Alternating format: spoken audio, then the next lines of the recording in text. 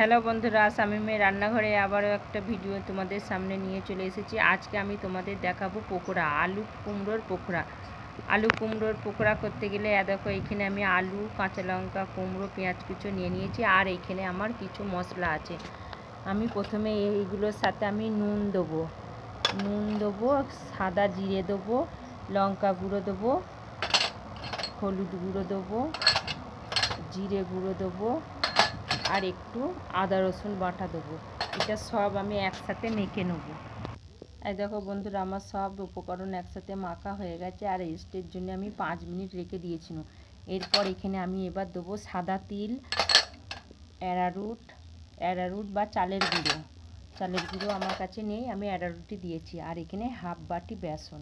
আমি সব একসাথে মেখে নেব। মেখে নিয়ে ব্যাটার বানিয়ে তোমাদের দেখাবো। এই দেখো বন্ধুরা, আমার সব উপকরণ মিশিয়ে আমার ব্যাটার রেডি হয়ে গেছে। এবার আমি ভাজতে চলে যাব। এই দেখো আমার তেল গরম হয়ে গেছে। এবার আমি কুরকুরেগুলো একটু একটু করে আমি তেলে ছাড়বো। আমি এইভাবে তেলে একটু একটু করে দিয়ে ছেড়ে ভালো করে নেড়ে চেড়ে আমি ভালো করে ভেজে নেব।